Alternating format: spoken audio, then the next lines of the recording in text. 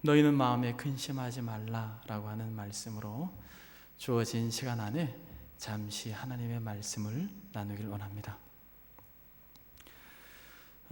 제가 예배를 드리려고 오시는 분들을 이렇게 안내를 서면서 인사를 드립니다. 그렇죠?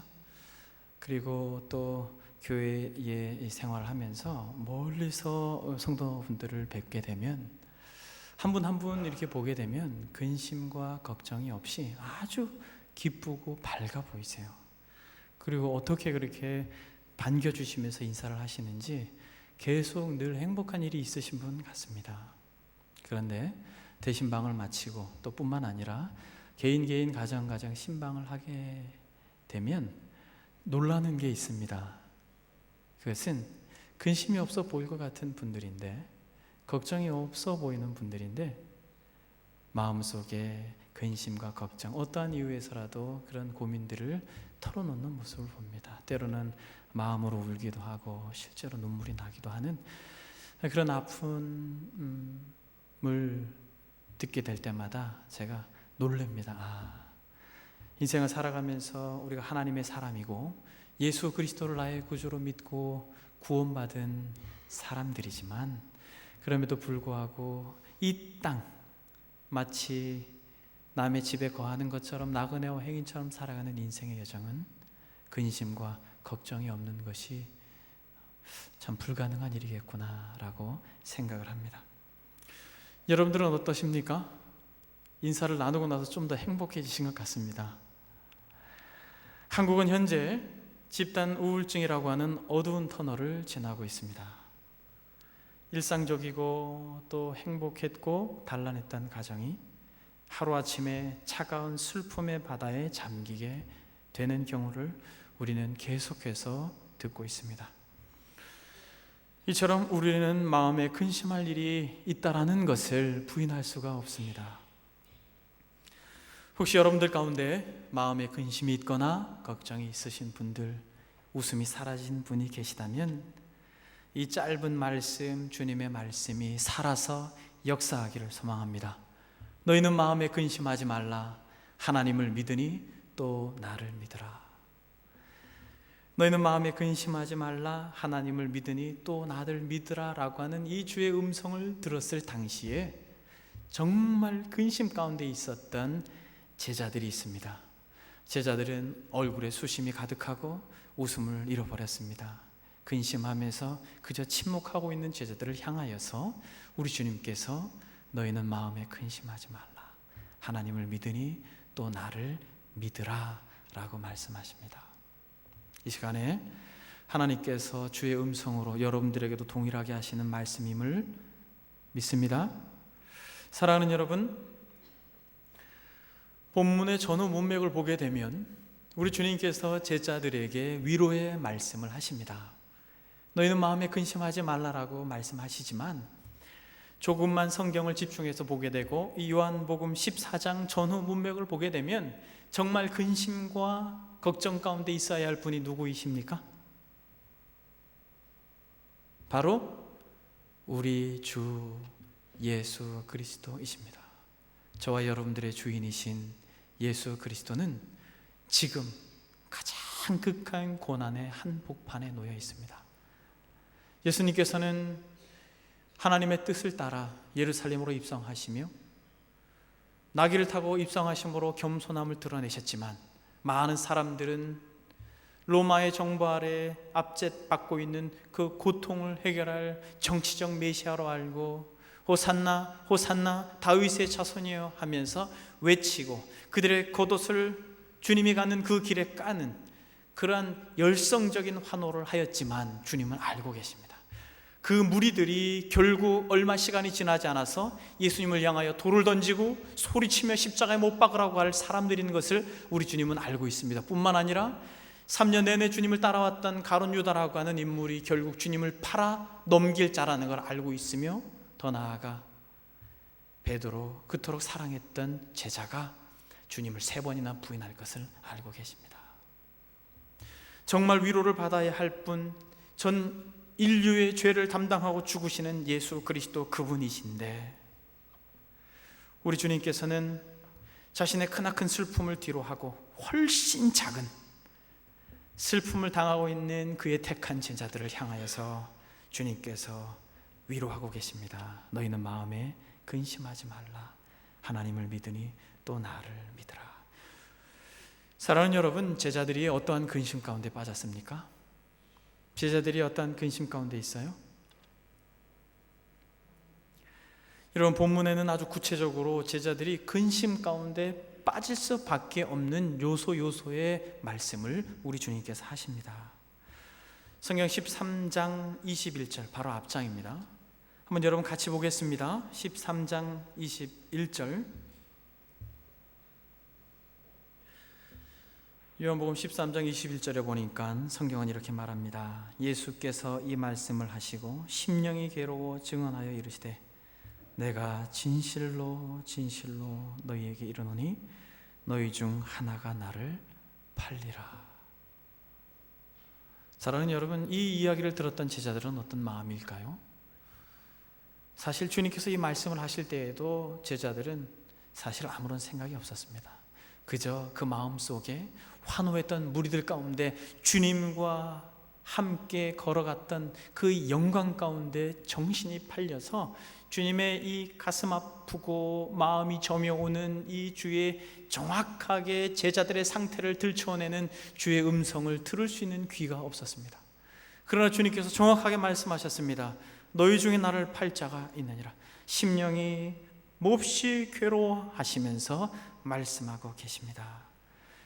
또 뿐만 아니라 여러분 본문 13장 33절에 보게 되면 성경은 이렇게 말합니다. 같이 보겠습니다. 작은 자들아, 내가 아직 잠시 너희와 함께 있겠노라. 너희가 나를 찾을 것이나 일찍이 내가 유대인들에게 너희는 내가 가는 곳에 올 수 없다고 말한 것과 같이 지금 너희에게도 이르노라 라고 말합니다.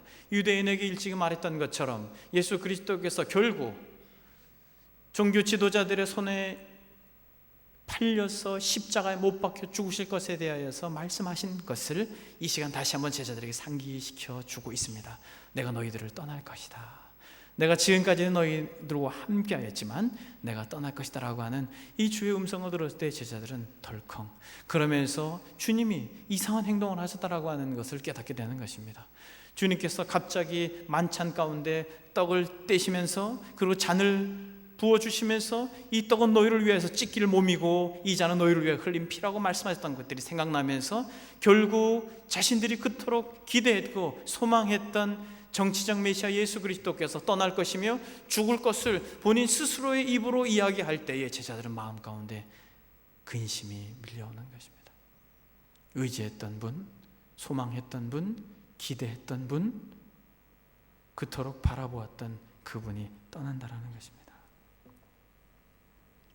근데 여러분, 결정적으로 이 제자들이 근심 가운데 있었던 또 다른 이유는 무엇입니까?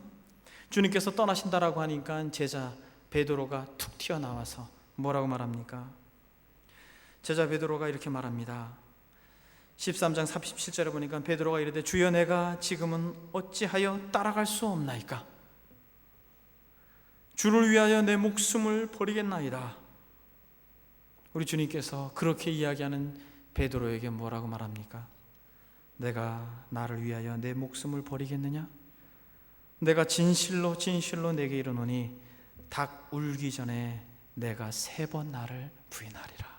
여러분, 한번 제자들의 입장에서 생각해 보십시오. 그들은 얼마 전까지만 해도 예수님과 더불어서 환호를 받으며 예루살렘에 입성했던 승리자와 같은 모습이었습니다.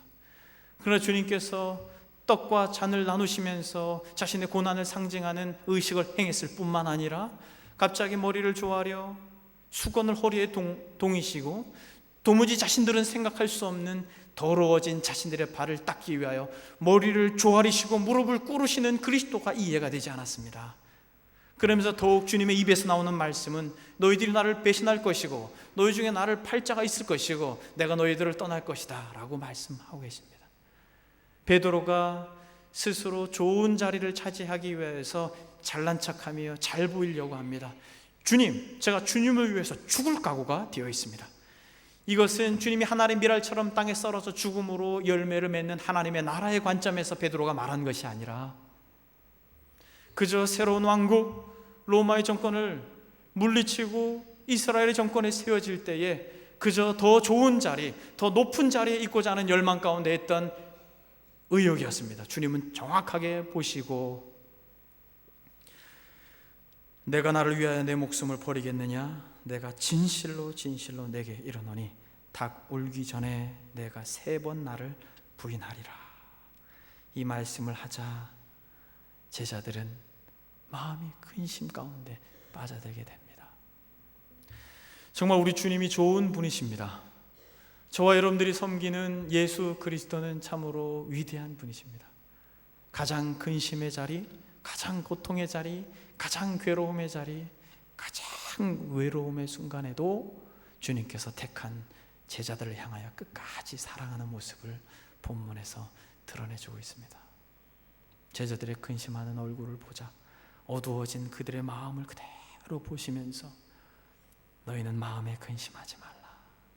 그때 하신 말씀인 것이죠. 하나님을 믿으니 또 나를 믿으라. 내 아버지 집에 거할 곳이 많도다. 그렇지 않으면 너희에게 일렀으리라. 내가 너희를 위하여 거처를 예비하러 가노니 가서 너희를 위하여 거처를 예비하면 내가 다시 와서 너희를 내게로 영접하여 나 있는 곳에 너희도 있게 하리라. 사랑하는 여러분, 이 제자들의 근심이 무엇이었습니까? 우리 주님의 이상한 행동입니까? 한번 여러분 조금만 더 진지하게, 조금만 더 집중해서 우리 주님께서 왜 제자들의 발을 씻기시고 또 뿐만 아니라 가룟 유다와 베드로에게 이렇게 심하고 험한 상처되는 말씀을 하셨을까요? 우리 주님께서는 지금 제자들이 무엇 때문에 근심하고 있는지를 들추어내고 계십니다. 여러분, 제자들이 지금 무엇 때문에 근심하고 있는 것입니까? 예수님께서 고난받을 것에 대하여서 주님을 사랑하는 마음 때문에 제자들이 근심하고 있는 것입니까? 여러분, 그럴 수 있죠. 저는 제자들의 마음을 잘 모릅니다. 그러나 주님께서 지적하고 있는 부분, 주님께서 수건을 허리에 동이고 무릎을 꿇고 제자의 발을 씻기시면서 섬기는 자가 큰 자가 될 것이다 라고 말씀하시고, 그리고 가룟 유다에게 너희 중에 나를 팔 자가 있을 것이다 라고 말씀하시며, 베드로가 그렇게 잘난 척함으로 툭 튀어나왔을 때 너가 나를 3번 부인할 것이다 라고 이렇게 매서운 말씀을 하신 것은, 여러분, 이들이 근심이 어디로부터였는지 알고 계셨기 때문에 그렇습니다. 사랑하는 여러분, 근심이 어디로부터입니까? 근심은 예수 그리스도와 더불어서 이 땅에서 잘 되고자 하는 내면의 욕심에서부터 기인하는 것입니다. 그들이 예수 그리스도와 더불어서 성공하고자 하는 그 마음 속에서 좌절과 절망을 맛보게 될 때 그리스도께서는 이들에게 있어서 모든 것을 걸어버린 유일한 대상인 것입니다. 그런데 이들이 예수 그리스도를 쫓고 예수 그리스도를 따를 때에 예수님이 그들에게 있어서 전부인 것은 그들에게 있어서 분명한 목적, 그 목적이 바로 하늘의 것이 아니라 이 땅의 것이었기 때문에 그렇다는 것입니다. 나사렛 예수에게 모든 것을 걸었고 그들의 미래까지, 그들의 내일까지 다 걸어버렸습니다. 그런데 보십시오, 무력하게 그저 제자들의 발이나 닦고 있고 자신을 떠날 것이다 라고 말하면서 십자가에 죽을 것을 암시적으로 말하고 있는 예수 그리스도를 볼 때 그들은 그들이 기대했고 그들이 소망했던 마음의 모든 욕심들이, 이 세상에서 잘 되고자 하는 그 욕망이 조금씩 조금씩 좌절을 경험하게 됐을 때 깊은 근심 가운데 있는 것입니다. 세상에서 한몫을 잡으려고 하는 그들의 마음에 근심이 자리 잡게 되는 것입니다. 이 땅에 소망을 두는 인생들의 마음에는 늘 그 마음속에 자리 잡는 것은 하늘로부터 임하는 기쁨과 하늘로부터 임하는 평강이 아니라 이 세상의 가치관으로 얼룩져버린 그 내면의 깊숙한 곳에서 그 마음 한복판에서 꿈틀꿈틀 싹트는 것은 근심이고 걱정인 것입니다. 여러분, 혹시 여러분들이 근심 가운데 있다면 그 근심이 무엇 때문에, 무엇으로 인하여 기인한 것이다라고 생각합니까? 이 제자들의 마음이 혹 우리 안에 있다면 우리는 지금 주님의 음성을 귀담아 들어야 할 것입니다. 탐심은 일만하게 뿌리라고 말씀하십니다. 그러면서 우리 주님께서는 이 제자들의 마음을 정확하게 파헤치면서 너희는 마음에 근심하지 마라. 하나님을 믿으니 또 나를 믿으라 라고 말씀하십니다. 여러분, 제가 어려운 질문 한 가지만 드리겠습니다. 근심의 반대가 무엇일까요? 생각해 보셨습니까, 여러분? 제가 가까이에 사는 한 친구에게 제가 물었습니다. 당신은 근심의 반대가 무엇이라고 생각하십니까? 그랬더니 그 친구가 기쁨? 희락? 즐거움? 그렇게 이야기를 하더라고요. 여러분, 이 시간에 여러분들이 지금 침묵하고 계십니다만 마음속으로 대답해 보십시오. 여러분, 근심의 반대가 무엇일까요? 그렇죠. 아무도 대답 안 하셨습니다. 근심의 반대는 그렇죠, 믿음입니다. 우리 주님이 정확하게 말씀하십니다. 너희는 마음에 근심하지 마라. 하나님을 믿으니 나를 믿으라. 사랑하는 여러분, 무엇을 먹을까? 무엇을 마실까? 우리 자녀들은 어떻게 될까? 내가 하고 있는 이 기업은 어떻게 될까? 또 건강의 문제, 다양한 여러분들의 삶의 문제 가운데 여러분 정말 멈추어 서서 하나님이 살아계시다라는 걸 믿어보십시오. 무에서 유를 창조하시고 여전히 우주 만물을 주관하시며 비록 보이지는 않지만 여전히 그의 권능의 팔로 우주를 지탱하고 계시며 수억의 인생들의 그 호흡을 주장하고 계신 분, 지금도 여러분들의 코에 온기를 유지시켜 주시고 여러분들의 심장 박동을 뛰게 하시는 그분이 살아계시다면, 또 그 살아계신 분을 여러분들이 믿는다면 우리의 근심이 조금은 줄어들지 않겠습니까? 여러분, 근심의 반대는 믿음입니다. 근심은 믿음 없음 때문에 생기는 것이죠. 여러분, 오늘 본문에서 우리로 하여금 깊이 생각하게 하는 한 가지가 있습니다. 그것이 무엇입니까? 믿음을 이야기하는데 누구에게 이 믿음을 이야기하는 것인가? 여러분, 누구에게 하고 있습니까? 바로 3년이라고 하는 시간 동안 하나님의 아들 예수 그리스도와 동행한 제자들에게 믿음을 이야기하고 있습니다. 여러분, 생각해 보십시오. 이 제자들은 그들에게 있어서 가장 소중한 것, 생명처럼 여기는 그물을 내던지고 배를 내던지고, 여러분 마태 같은 경우는 너무 좋은 직장, 세관을 다 뒤로 하고 주님을 따랐습니다. 보통 믿음입니까, 여러분? 어떤 사람들은 가족을 뒤로 하고 주님을 따랐습니다. 생업을 뒤로 하고 주님을 따랐습니다. 그런데 우리 주님께서 그들을 향하여 하나님을 믿으라라고 말씀하십니다. 혹시 여러분들 가운데 나는 10년, 20년, 30년 신앙생활 하였기 때문에 믿음의 문제는 아무런 문제가 없다고 생각하는 분이 계시다면 이 시간 하나님께서 그런 분들을 향하여 말씀하고 계십니다. 하나님을 믿으라. 또 나를 믿으라. 직분을 가졌지만 여전히 하나님을 믿지 않고 신앙생활을 하는 분들이 많이 있습니다. 그러면서 우리 주님께서 믿음이라고 말하면서 하나님을 믿으라라고 말할 때는 단순히 전능자, 우주 만물을 통치하시고 다스리는 그분을 믿으라고 하는 것을 넘어서서 어떤 하나님을 믿으라고 말하는 것입니까? 하나님은 눈에 보이지 아니하신 분이십니다. 우리 주님은 너무 제자들에게 친절하게 모든 상황을 이 말씀 한 구절로 위로하고 계십니다. 사랑하는 나의 제자들아, 하나님을 믿는 것처럼 나를 믿어라. 우주 만물을 창조하신 그분이 너희 눈에 보이지 않는 것처럼 나도 얼마 뒤에 십자가에 못 박혀 죽고 부활하여서 내가 지금처럼 너희들과 함께 했던 그런 동행을 하지 못할 것이다. 그러나 하나님을 믿듯이, 눈에 보이지 않는 하나님을 믿고 소망하듯이 내가 하나님의 나라에 가서 여전히 너희들과 동행하지 못한다 할지라도 그럴지라도 나를 믿으라라고 주님께서 제자들에게 요구하고 계신 것입니다.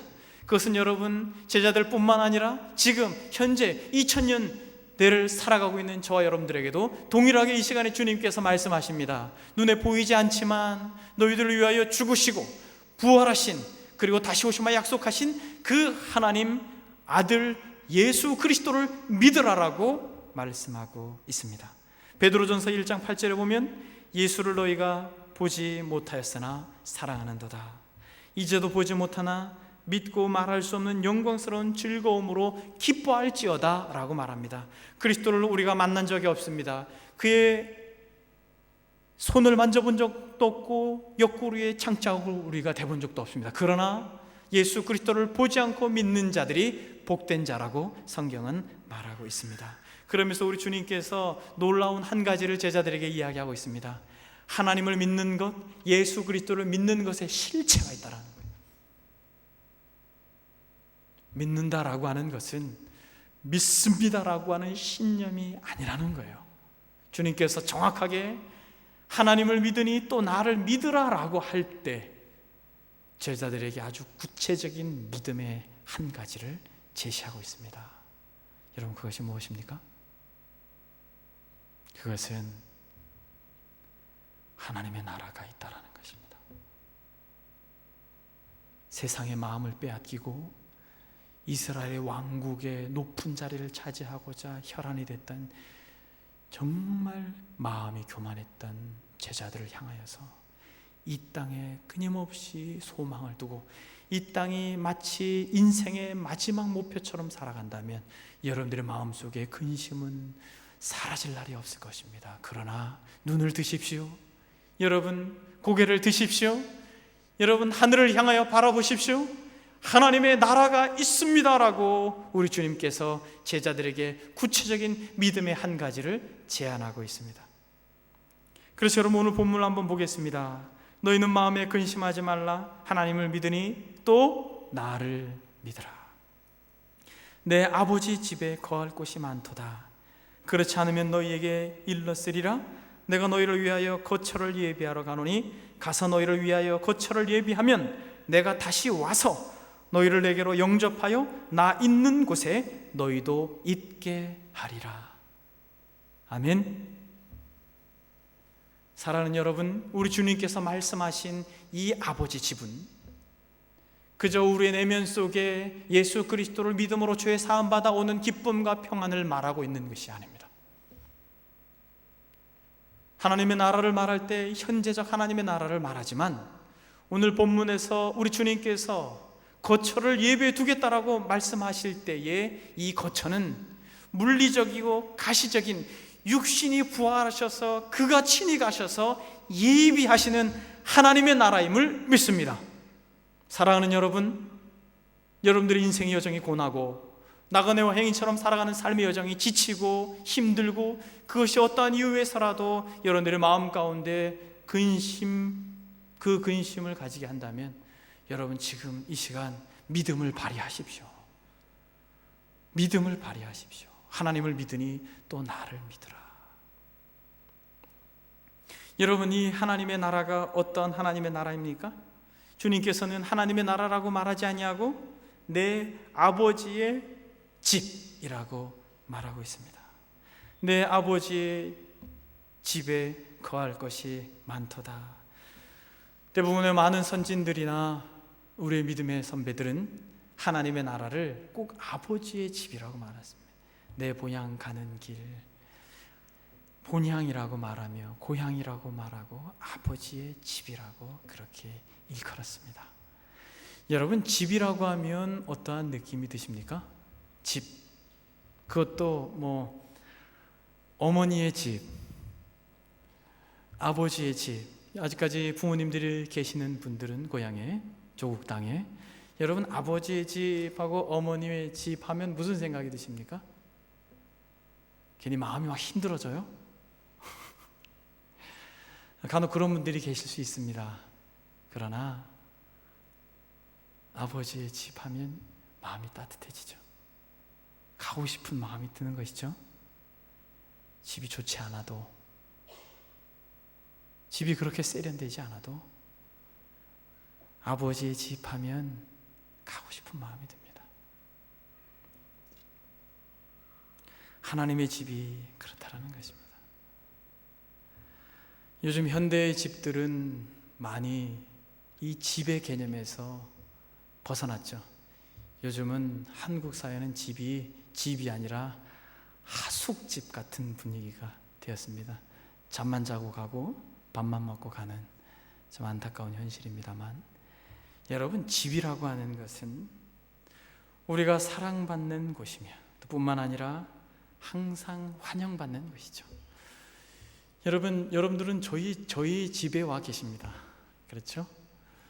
저는 사택이 3층에 있는데 일과를 마치고 집에 가면 꼬마 아이들이 둘이 있습니다. 하나는 통통하고 하나는 좀 말랐는데 이 친구들이 달려와서 끌어안고, 또 꼬마 아이는 제 엉덩이를 막 때리고 그래요. 왜 그러는지 모르겠습니다. 기쁨의 표현이죠. 그냥 무례하다는 생각이 들지 않습니다.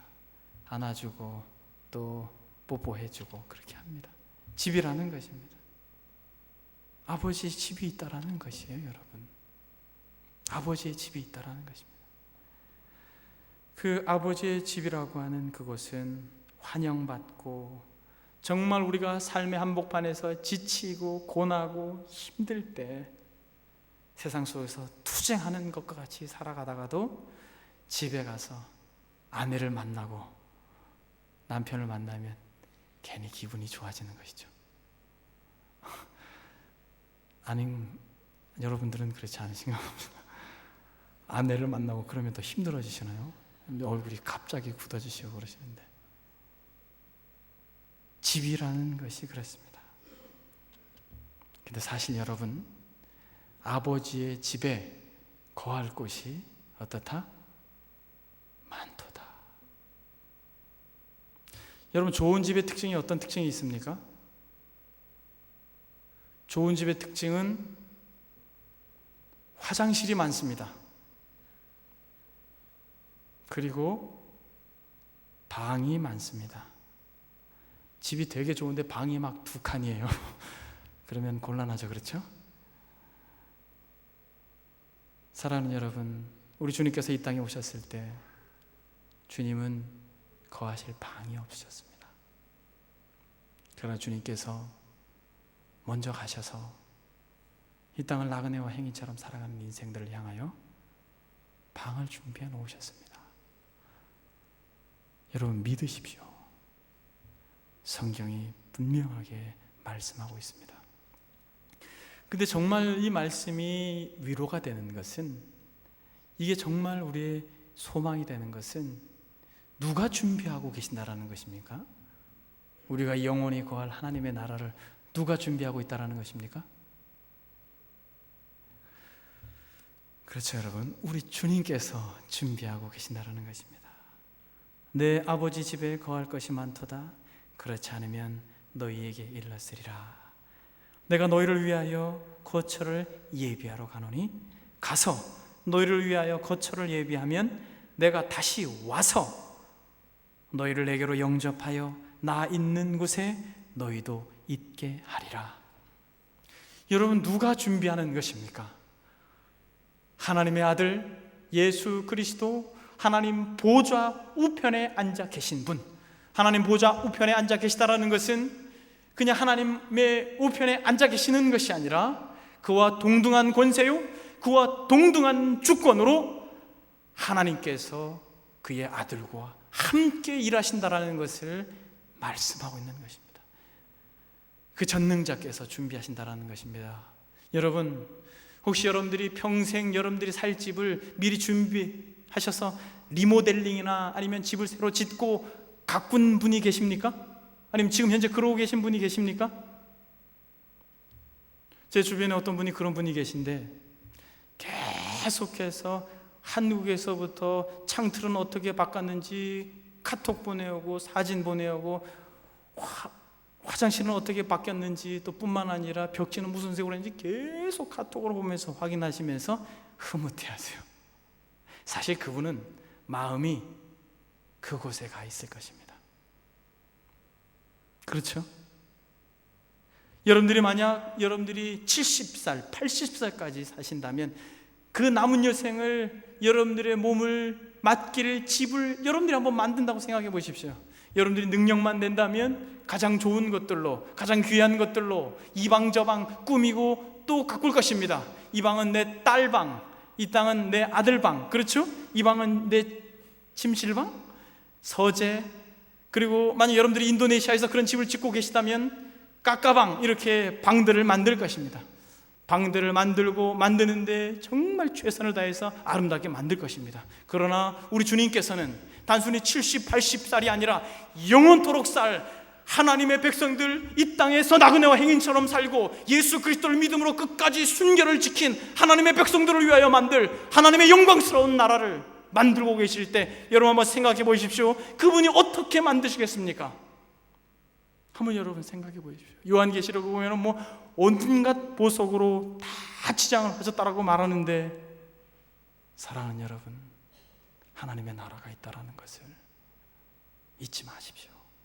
아무리 삶이 힘들고 아무리 삶이 지치고 아무리 삶이 어렵더라도 손자 손녀가 돌아오고 결혼해서 자녀들이 결혼해서 손녀가 생기면 그들이 머물 수 있는 방을 최선을 다해서 만드는 할머니 할아버지들보다 이 땅을 살면서 나그네와 행인처럼 살아간 하나님의 백성들, 그의 아들과 딸들을 위하여 하나님께서 친히 영광스러운 집을 만들고 계시는데, 단순히 만들고 사자를 보내서 저와 여러분들을 불러오시게 하는 것이 아니라 본문에서 보니까 친히 주님께서 가셔서 거처를 예비하시고 친히 주님께서 오셔서 우리를 불러 가신다라고 말씀하십니다.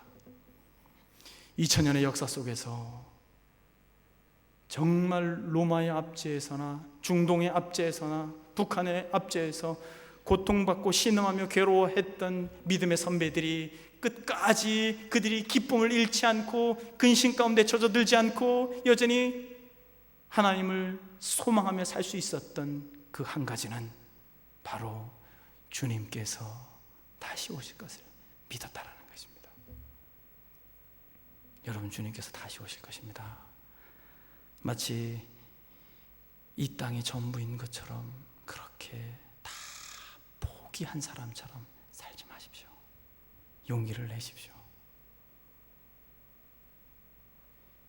여러분, 힘을 내십시오. 우리 주님께서 말씀하십니다. 주께서 호령과 천사장의 소리와 하나님의 나팔로 치니 하늘로 쫓아 강림하시리니 그리스도 안에서 죽은 자들이 먼저 일어나고 그 후에 우리 살아남은 자도 저희와 함께 구름 속으로 끌어올려 공중에서 주를 영접할 것입니다.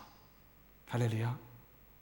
마치 신랑이 신부를 맞이하기 위하여서 신혼집을 단장하고 오는 것처럼 이 땅에 거룩한 신부로 끝까지 예수 그리스도를 믿는 믿음을 저버리지 아니하고 순결하게 신앙의 정조를 지킨 그리스도인들을 부르시기 위해서 오셔서 영광스러운 하나님의 나라에서 천국 잔치를 벌이실 것입니다.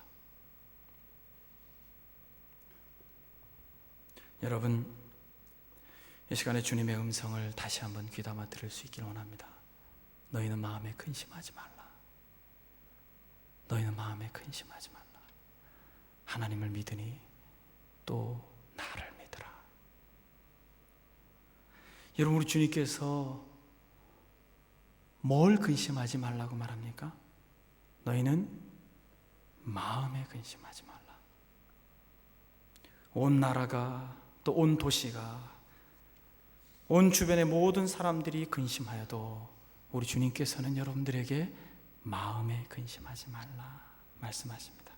왜냐하면 하나님이 계시고 우리를 위하여 죽으시고 여전히 거처를 예비하고 계신 예수 그리스도께서 살아계십니다. 여러분, 우리의 마음은 마치 큰 성의 중심과도 같습니다. 그래서 마음과 생각을 지키는 것은 너무나도 중요합니다. 영국의 설교자인 마틴 로이드 존스라고 하는 아주 유명한 설교자가 있습니다. 그 설교자가 산상설교의 한 대목에 이렇게 말합니다. 이 대목만 인용하고 말씀을 조금씩 정리하겠습니다. 사랑하는 여러분, 만일 세상에서 무언가를 이루기를 원하면서 또한 세상에서 무언가를 소유하기를 바라면서 마음에 근심하고 있다면 여러분의 영적 상태, 여러분이 하나님과 얼마나 가까이에 있는지 아니면 얼마나 멀리 있는지 하나님과의 관계에 대해 걱정하고 근심하십시오. 여러분들이 이런 근심을 우선시한다면 세상으로부터 오는 근심과 걱정은 금세 사라지게 될 것입니다. 그것이 바로 영적 근심의 결과입니다. 하나님의 뜻대로 하는 근심은 후회할 것이 없는 구원에 이르게 하는 회개를 이루는 것이요, 세상 근심은 사망을 이루는 것이라. 여러분, 말씀 서두에 여러분들에게 먼저 정말 근심해야 할 분이 누구신지를 말씀드렸습니다. 누구십니까? 예수님이십니다. 정말 근심해야 할 분이. 그러나 우리 주님께서 근심하지 않으셨습니다. 그 이유가 무엇입니까? 우리 주님은 하나님을 믿었으며 하나님의 나라를 소망하였습니다. 현재의 고난이 장차올 영광과 좋게 비교할 수 없다라는 것을 믿었습니다. 누가? 저와 여러분들의 믿음의 대상인 예수 그리스도께서 그리하셨습니다. 그러면서 오늘 본문 14장 26절 27절에 우리 주님께서 끝까지 알아듣지 못하는 제자들에게 권면하고 계십니다. 사실 지금 제자들은 주님께서 이렇게 말씀을 해도 못 알아듣고 있어요. 성령님께서 오셔서 결국 깨닫게 되지만 잘 알아듣지 못하는 제자들을 향하여서 우리 주님은 구구절절히 아버지의 심정으로 권면하십니다. 14장 26절 27절에 보니까 보혜사 곧 아버지께서 내 이름으로 보내실 성령 그가 너희에게 모든 것을 가르치고 내가 너희에게 말한 모든 것을 생각나게 하리라. 평안을 너희에게 끼치노니 곧 나의 평안을 너희에게 주노라. 내가 너희에게 주는 것은 세상이 주는 것과 같지 아니하니라. 너희는 마음에 근심하지도 말고 두려워하지도 말라. 아멘. 사랑하는 여러분, 어떤 한 꼬마 아이가 모래사장에서 성을 만들었습니다. 모래로. 그리고 그 친구들하고 같이 놀고 있는데 땅 따먹기를 하는데 땅을 조금 잃어버렸습니다. 그래서 땅을 빼앗아간 아이가 미워지고 또 그렇게 아주 진지하게 모래사장에서 놀고 있습니다. 그런데 멀찌감치해서 엄마의 목소리가 들리는 거예요. 그 아이들을 부르는 소리이죠. 얘들아. 여러분, 우리의 인생이 나그네와 행인 같다라는 사실을 잊지 마십시오. 아침 안개와 같고 쏜살같이 지나가는 여정이 있다는 것입니다. 쏜살같이 활 시위에서 그 살이 담겨져서 날아가고 있는 화살처럼 우리의 인생이 지나가고 있다는 것입니다. 인생의 황혼이 저물게 됐을 때 하나님께서 여러분들을 부르실 것입니다. 얘들아. 여러분, 그러면 어떻게 하겠습니까? 그 아이들이 엄마가 부르는데 계속해서 모래성 쌓고 있겠습니까? 여러분 어떻게 하시겠습니까? 방금 전까지만 해도 내 땅을 뺏어간 철이나 순이가 미웠다가도 엄마의 소리가 들리자 손으로 그 모래를 흩트고 네 엄마 그러면서 달려가지 않겠습니까? 그러면서 엄마의 품에 안기는 것이 이 땅을 사는 그리스도인의 본연의 모습인 것입니다. 사랑하는 여러분, 우리 주님께서 눈에 보이는 세상이 아니라 보이지 아니하는 세상으로 인하여 근심과 걱정을 떨쳐버리고 하나님을 믿음으로 소망 가운데 그 어두운 터널을 승리하며 걸어갈 수 있었던 것처럼, 행여나 여러분들 가운데 경제적인 문제든 자녀의 문제든 어떠한 이유에서라도 여러분들의 마음을 힘들게 하는 그 부분마저도 하나님 앞에 다 드리고 영원한 하나님의 나라가 있음을 알고 그렇게 믿음으로 승리하는 저와 여러분들이 되기를 주의 이름으로 축원합니다. 여러분, 이 시간 다 같이 한번 기도하겠습니다. 여러분, 이 시간 다 같이 기도할 때 누구에게도 말할 수 없는 근심과 걱정이 여러분들의 마음 한켠에 자리 잡고 있다면 주님께서 여러분들에게 하시는 음성을 들을 수 있길 바랍니다. 너희는 마음에 근심하지 말라. 너희는 마음에 근심하지 말라. 하나님을 믿으니 또 나를 믿으라. 내 아버지 집에 거할 곳이 많도다. 사랑하는 여러분, 여전히 하나님이 살아계시고 여러분들의 주인이시며 우리의 아버지이십니다. 이 시간 짧지만 여러분들의 마음을 하나님 앞에 내어 맡기고 하나님 도와주십시오. 하나님 도와주십시오. 다시 하나님 앞에 기도합니다. 기도하겠습니다.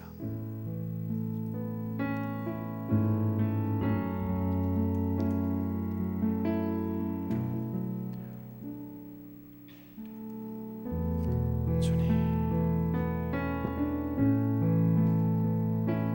거룩하신 하나님 아버지,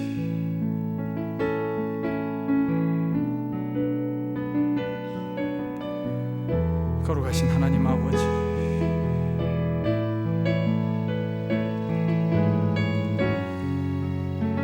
하나님 아버지, 우리의 인생의 여정의 주인이시고 하나님, 제자들과 같이 이 세상의 것으로 마음을 빼앗겨 하나님 근심 가운데 있었던 시간들을 용서하여 주시고 너희는 마음에 근심하지 말라. 하나님을 믿으니 또 나를 믿으라 말씀하신 그 영광스러운 주님의 음성 앞에 우리가 있습니다. 아버지 하나님, 보혜사를 보내주셔서 우리를 하여금 넉넉히 이길 수 있는 힘을 공급하여 주시옵소서. 힘을 주시고 은혜를 주셔서 승리하는 인생들 되게 하옵소서. 거룩하신 하나님 아버지, 사랑하는 귀한 권속들, 영원한 하나님의 나라가 있음을 알고 영원한 하나님의 나라가 있음을 알고 아버지 하나님, 이 땅에 마음을 두지 아니하고 주님 최선을 다하여 살되 열심으로 살되 하나님 나그네와 행인처럼 인생을 사는 예정 되어 주님의 품에 안기는 복된 권속들 되게 하옵소서. 너희는 마음에 근심하지 말라. 하나님을 믿으니 또 나를 믿으라. 주님, 이 시간에 우리에게 말씀하여 주셔서 감사합니다. 주님, 우리 심령 가운데 걸어가신 은혜를 덧입혀 주시옵소서.